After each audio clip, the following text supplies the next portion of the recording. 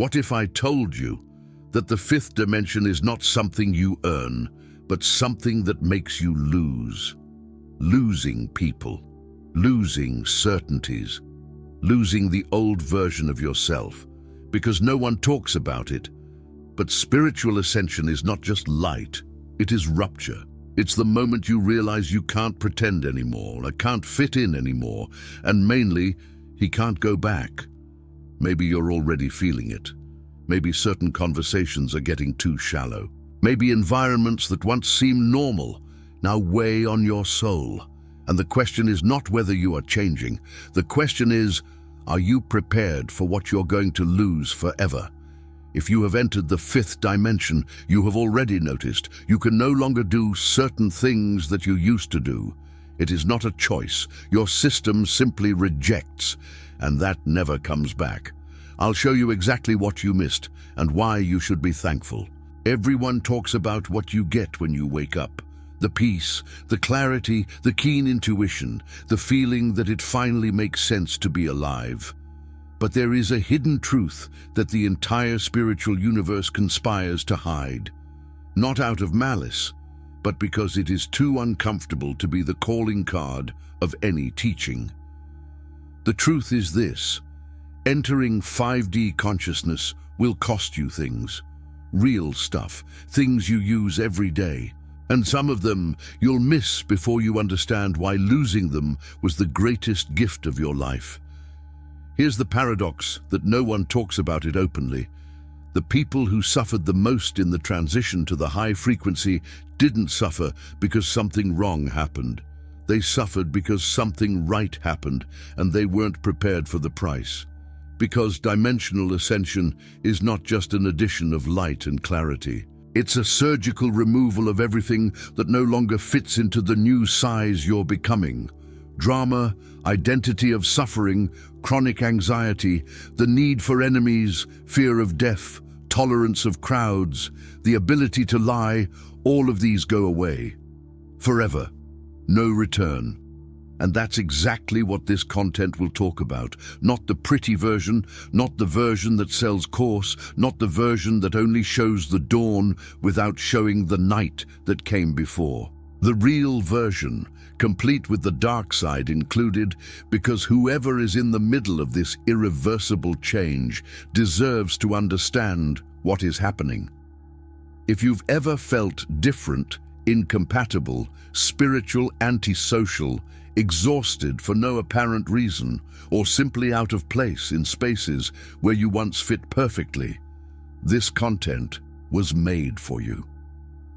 Comment below the number 5 if you have ever felt that something has changed in you permanently and you don't know how to explain it to anyone. There is a hidden truth that almost no one in the spiritual world has the courage to talk about.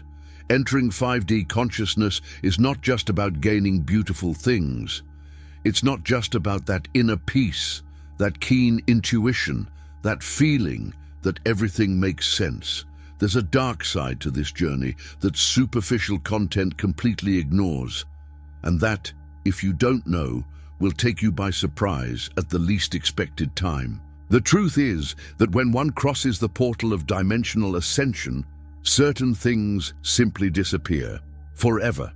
It is not a metaphor, it is not an exaggeration. It is an irreversible change that happens at the deepest level of being. And the most curious thing is that most people only realize what they lost after the transformation has already happened. When they look back and notice that that old version of themselves was on the other side, with no possible return. What no one warns you before is that this upgrade of consciousness has a price. Not a hefty price tag, not a punishment, but a kind of silent exchange that happens as you expand. And in the next few minutes, this content will show you exactly what is left behind when the high frequency becomes your new home. Some of these losses will surprise you. Others, they will make very, very sense. 3D consciousness is that old acquaintance of almost everyone. It is the way of operating based on the ego, on duality, on the constant fear of losing, of making mistakes, of not being enough. It is the world where there is always a right and a wrong, a winner and a loser, a me separated from everything and everyone. The density of this state is not physical. It is energetic. It's that feeling of carrying an invisible weight on your back that you don't even know where it came from anymore. 5D consciousness, on the other hand, is neither a place on the map nor a parallel planet. It is a heightened frequency of perception where unconditional love replaces fear as the main fuel. Those who live in this frequency begin to see unity where they once only saw separation, begin to feel the flow of life instead of fighting it, and begin to inhabit the present in a way that most people have never experienced. It's like swapping dirty glasses for high-definition vision. The world is the same, but what you see in it changes completely. And this is exactly where the point that no one talks about lies. When the internal system goes through this upgrade of consciousness, certain things of the old frequency simply no longer fit. It is not a conscious decision, it is not willpower, it is not a choice. The body, mind, and energy field recalibrate. And what was once fuel begins to become weight. What was normal begins to seem unbearable. And then it starts to get interesting. Before getting into the specific losses, there is an essential reframe that needs to be done. Because without it, everything that comes next can sound like a scary alert.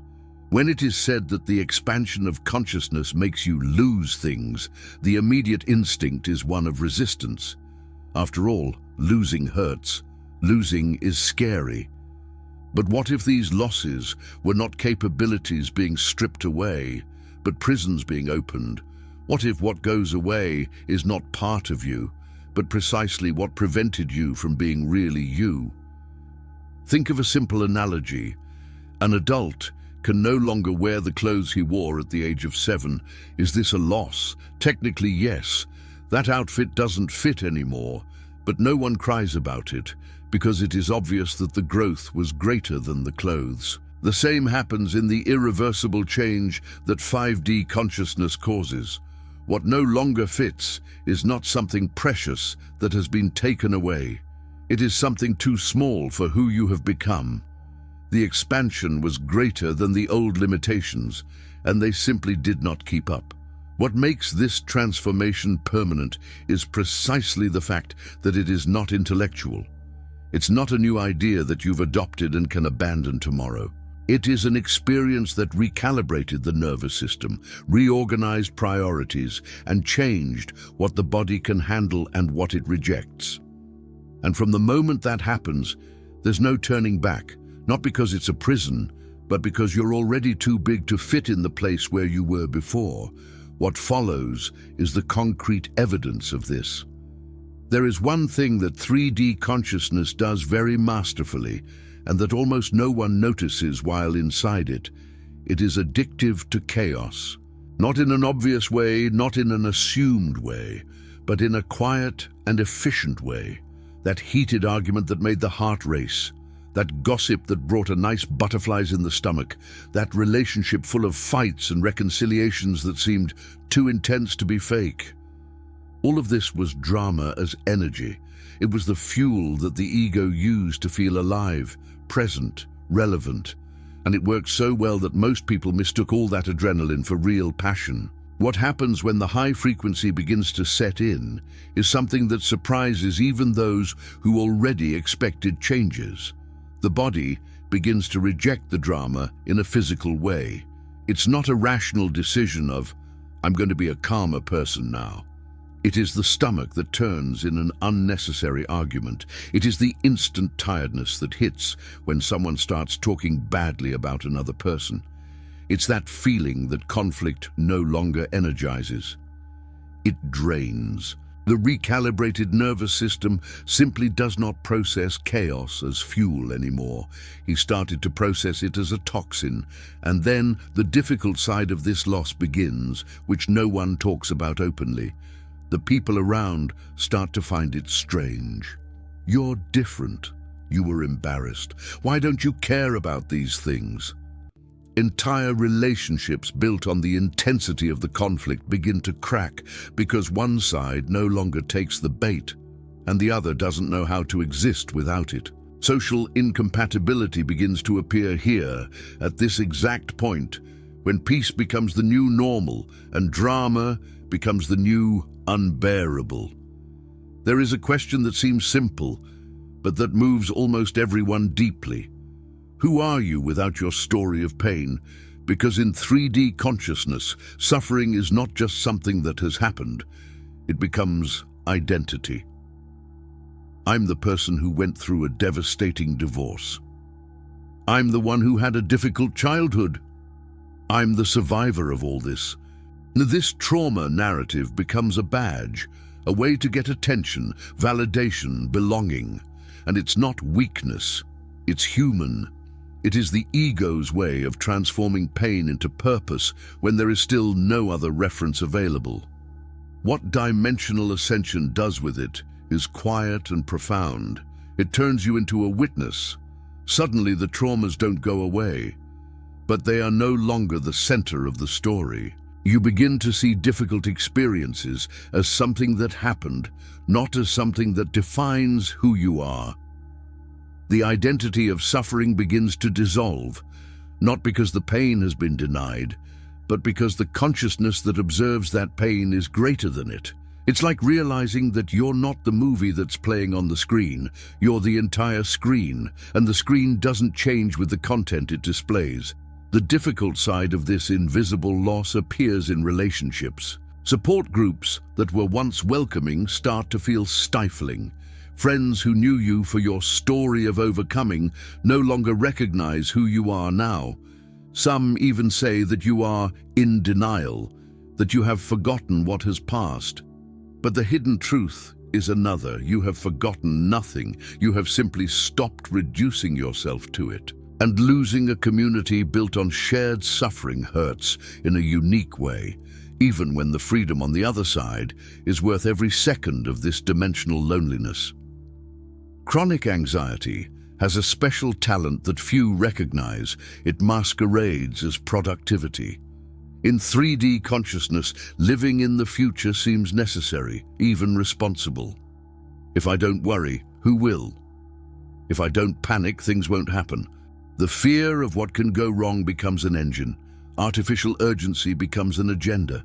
And constant hypervigilance becomes the only way a person knows to keep moving. It's exhausting, but it's familiar. And the familiar, even when it hurts, gives a strange sense of security. When the high frequency begins to be established, the present ceases to be a place of passage and becomes the only concrete reality. Urgency doesn't disappear all at once. It gradually loses strength, like a noise that subsides until you realize that it's been a while since you've heard it. Action continues to exist, but it changes its nature. It stops being desperate and becomes fluid. It's the difference between running because something is chasing you and walking because you know exactly where you're going. The body relaxes in a way that seems strange at first because it had never known that state before. And then comes the clash with the surrounding 3D world. Boss who doesn't understand why you don't collapse in the face of a deadline. Friends who think you've lost your grip. The whole society is calibrated to confuse anxiety with ambition. And those who don't operate in panic mode seem, to the outside eye, lazy or disconnected. But what no one sees is that acting by flow produces more, with less internal destruction. And anyone who has ever felt the difference between the two modes knows that there is no comparison. What comes after this loss, however, will stir something even more rooted. The ego has a silent need that is rarely questioned. It needs a villain. Not because the person is bad, but because in 3D consciousness, identity is constructed by contrast. I'm good because that one over there is evil. My team is right because their team is wrong. In politics, religion, soccer, lifestyle, everything becomes a battlefield. Everything becomes an opportunity to reinforce who you are through who you are not. Duality is not just a worldview, It is an identity anchor, and without it, for a moment, it feels like you're gone. What happens in the expansion of consciousness is that this anchor gradually loses weight. The separation begins to seem more and more superficial, and underneath each enemy, you begin to see something uncomfortable and liberating at the same time. A human being with fears, with conditioning, with a history that brought him there. You don't have to agree with anyone to stop demonizing him, and when this perception of unity really sets in, it can no longer be undone, because you cannot unsee what has already been clearly seen. The most curious side of this invisible loss is what it does to your social position. Without a fixed team, you become a stranger everywhere. The left thinks you're too conservative, the right thinks you're too naive, and radicals from any spectrum look at you with suspicion because you don't perform the hatred they expect. The social incompatibility here is real and, at times, lonely. But there is something even deeper that 5D consciousness dissolves, something that all of humanity carries as the greatest of fears. The fear of death is probably the oldest tenet of 3D consciousness. It is at the base of almost everything. The need for control, excessive accumulation, the difficulty of letting go of what no longer serves. The ego was constructed in large part as a survival strategy, and death represents the maximum threat to this structure. So he fights, he grabs, he resists, and the whole society around it reinforces this, treating death as the ultimate enemy, the ultimate failure, the thing that needs to be avoided at all costs. What dimensional ascension brings is not a new belief about what happens after death. It is something more direct and more difficult to explain with words, an experience of being beyond the body. It can happen in deep meditation, in lucid dreaming, in a moment of absolute silence, but when it happens, something changes permanently. 5D consciousness does not argue against the fear of death. It simply dissolves it by experience. You don't start to think that you're going to live forever. You come to know from some inside place that needs no explanation that you're much bigger than the body you inhabit. And here comes the social paradox of this loss. The people around interpret the absence of fear as carelessness, as irresponsibility, even as arrogance. "How are you not afraid?" sounds, to those who still operate in 3D density, as someone who does not value life itself. Conversations about safety, about precaution, about the risks of everything become sources of silent friction. But what no one realizes is that those who lost the terror of death did not start to despise life. They started to live it with a lightness that those who still carry this weight do not even imagine is possible. And speaking of weight, the next loss is physical, sensory, and will make a lot of sense to those who have already felt exhausted without knowing why. There was a time when the energy of a crowded party was pure fuel. The buzz, the loud music, the human warmth of dozens of people in the same space. All this came in as a positive stimulus, as proof that life was happening. Busy shopping malls, concerts, large events, clubs, dense environments were synonymous with fun, presence, and being in the world. And then, at some point in the journey of expanding consciousness, something changes. Not all at once, not with a clear warning, but gradually those same environments begin to weigh in a way that has no obvious explanation.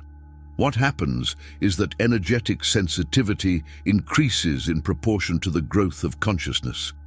And this is not a poetic metaphor, it is something that is felt in the body. In a crowd, an expanded energy field begins to capture everything around. The anxiety of the stranger next door, the disguised sadness of those who are smiling, forced, the collective agitation that pulsates in the entire environment. It's as if the internal volume was adjusted to capture frequencies that previously went unnoticed. The result is an exhaustion that comes not from physical exertion, but from constant and involuntary sensory processing. The difficult side of this hypersensitivity is that it is completely invisible to outsiders. Canceling a plan because of energy overload has no socially accepted explanation. "I'm tired" doesn't convince anyone who saw you well hours before. "I can't stand the crowd" sounds like freshness, antisocial, or worse, depression. Friends move away without understanding, invitations stop coming, and dimensional loneliness begins to settle in a concrete and everyday way. But there is also a loss that affects not only how you feel the world, it affects how you relate to the truth within each conversation. There is a layer of falsehood that 3D society has normalized so well that it has stopped calling it a lie. The white lie, so as not to hurt, the compliment that no one believes but everyone does, the automatic response of "I'm fine" when it's not there, the convenient silence in front of the elephant in the room that everyone pretends not to see. These small incongruities are part of the social fabric of those who operate in 3D consciousness. They are the lubricant of superficial relationships, the unstated price of belonging to certain groups. And for a long time, this seemed normal, even natural. What the high frequency does to this tolerance is brutal in its subtlety. It installs an internal detector that has no off button. Keen intuition begins to pick up not only what the words say, but what the person's energy field communicates. And when the two do not coincide, the body warns. A physical discomfort, a tension that has no apparent origin, a desire to leave the conversation without really knowing why. Lying creates a dissonance that the recalibrated nervous system simply can no longer ignore. And the most surprising thing is that this is true of the lies themselves too. The ability to lie, even in socially accepted versions, is gradually disappearing. And then this invisible loss becomes one of the most socially inconvenient of all. Those who no longer tolerate falsehood begin to name what others prefer to leave in silence. Not out of cruelty, but because incongruity is too bothersome to ignore.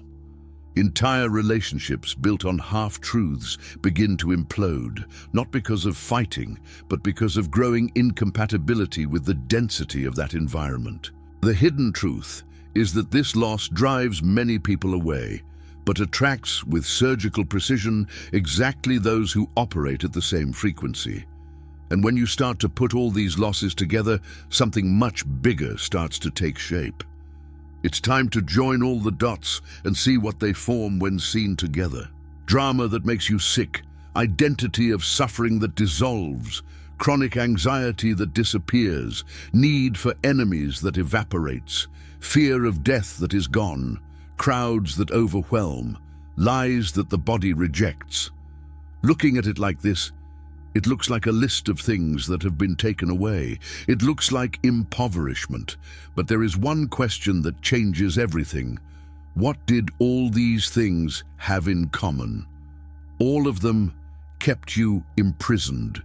They were all chains, some thin, almost invisible, but chains all the same. The reframe that 5D consciousness offers is simple and powerful. You have not lost capabilities. You have lost limitations. He has not lost the ability to live.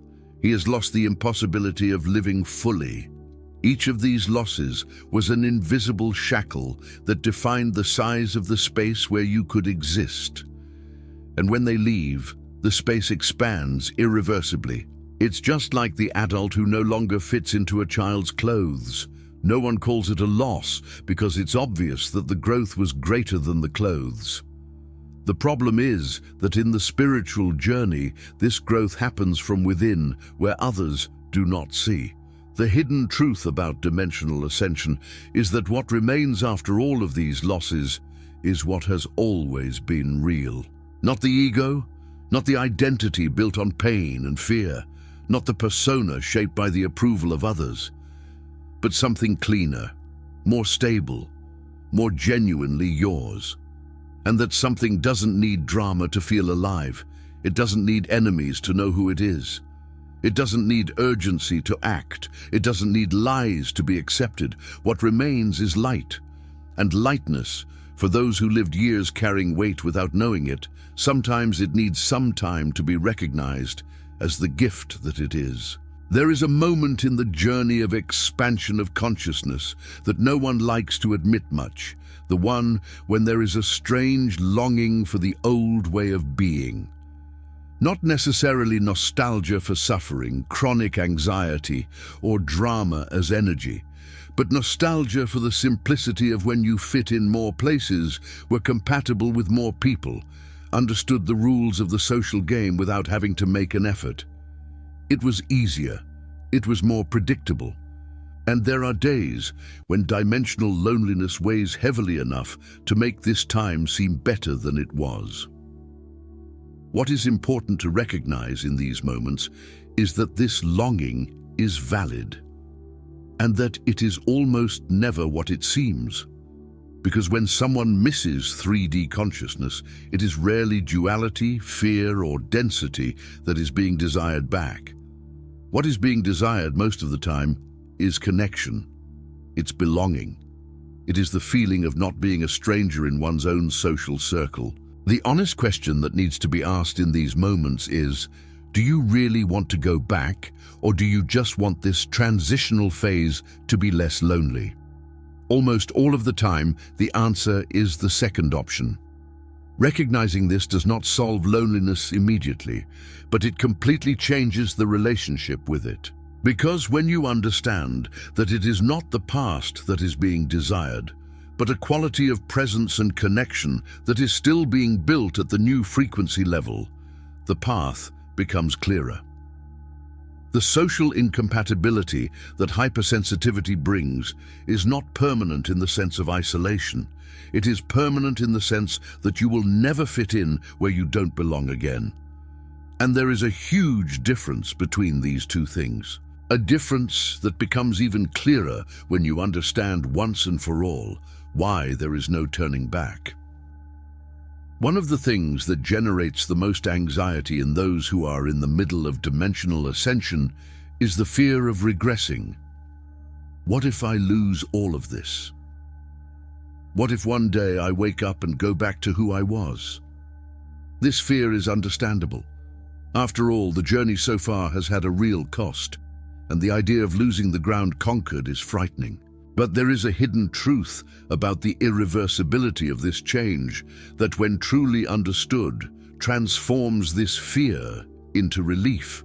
The portal of 5D consciousness only opens forward. There is no reverse gear on this road. It is not possible to unlearn what has been experienced at the level of consciousness.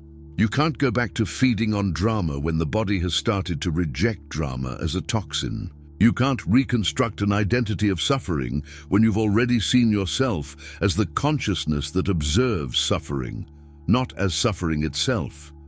You can't reinstate the fear of death when the direct experience of being beyond the body has already happened. This irreversible change is not a belief that can be exchanged for another. It is a recalibration that has happened at the deepest level of the system. And recalibrated systems do not return to their previous state of their own volition. What this means in practice is liberating. You no longer need to watch yourself so as not to regress. You don't have to worry about keeping the frequency high as if it were a flame that can go out with any wind. The hard work of crossing this portal has already been done. What exists now is integration, not fighting. It is learning to live lightly on a level that previously seemed unattainable. And this integration has concrete practices. It has specific paths. It has ways of honoring everything that was left behind without trying to look for what is no longer useful. Integrating 5D consciousness isn't just about understanding what has changed. It's about learning how to move in the world with this new size. And this requires concrete practices, daily choices, a different way of relating to oneself and the surrounding environment. The first and perhaps most important of them is simple to enunciate and difficult to execute. Do not force fitting where it no longer exists. returning to environments, relationships, or dynamics that the recalibrated nervous system has already signaled as incompatible is not humility, it is silent violence against one's own expansion. Accepting social incompatibility without judgment, neither from others nor from oneself, is the second essential move. Those who still operate in 3D consciousness are not wrong. They are at another point in the journey. You've been there. He knows that place from the inside. And that memory should breed compassion, not superiority. At the same time, accepting that certain groups, certain conversations, and certain environments simply no longer fit into your frequency is not arrogance. It is honesty. Creating new support systems in 5D, seeking connections that operate at the same level of presence and authenticity, is the natural path of this phase. Finally, there is a practice that seems small, but that changes everything. Celebrating each "I can't do it anymore" as a victory, not a failure. Not being able to lie anymore, victory. No longer being able to pretend to be fine in a dense crowd, victory. Not being able to feed on drama anymore, victory. Each new impossibility is concrete proof that the irreversible change really happened, that the upgrade of consciousness was not only intellectual. And being kind to yourself during this transition is not weakness. It is the foundation without which nothing that has been built so far can stand. What comes after honoring all of this is where everything closes in a way that will stay. Everything that was lost on the journey to 5D consciousness had one thing in common. It was never really yours. It was borrowed. It was the set of programming, fears, identities, and survival mechanisms that 3D consciousness offered as a toolkit for navigating a dense world. And for a while it worked. It fulfilled its role. But tools borrowed for a phase of life don't have to be carried around forever. And returning them isn't a loss, it's a relief. It's getting home without the weight of a backpack that was never yours. What remains after all these invisible losses is something that has no easy name, but that those who have felt it immediately recognize. It's a cleaner presence, an authenticity that needs no performance, a lightness that does not depend on external circumstances to exist. The energetic sensitivity that once seemed like a burden becomes an antenna. The keen intuition that once confused becomes a compass. The inability to lie, which used to isolate us, becomes a precise filter of true relationships. What seemed like weakness was, all my life, the most sophisticated form of strength. And perhaps the most silent gift of this whole journey is this: the impossibility of being small again. Not as a prison, not as a loss, but as a guarantee. The assurance that the work was real, that the transformation really happened, that no external circumstance, no social pressure, no difficult moment has enough power to return you to the size you no longer are. What you lose in 5D wasn't yours to begin with. What remains, expanded, free, irreversible, has always been. You've come this far. And that says a lot about who you are, because most people shy away from content that shows the real side of the journey. They prefer the easy version, the frictionless version, the version that promises everything without charging anything. But you stayed. And now the question that remains in the air is the most important of all. What are you going to do with all this? Knowledge without application is just intellectual entertainment. So for a second and ask yourself honestly, which of these 7 losses are you already experiencing without knowing how to name it? Have you ever noticed that drama no longer energizes you in the same way? That certain social lies bother you physically? What crowds drain you in a way that no one around seems to understand? Because if the answer is yes to any of these questions, you're not regressing, you're not getting antisocial, you're not developing some problem, you're expanding. And expansion, in the first moments, always feels like discomfort before it feels like freedom. The question that remains is provocative and necessary. Are you willing to continue being small for fear of what will change when you really grow up?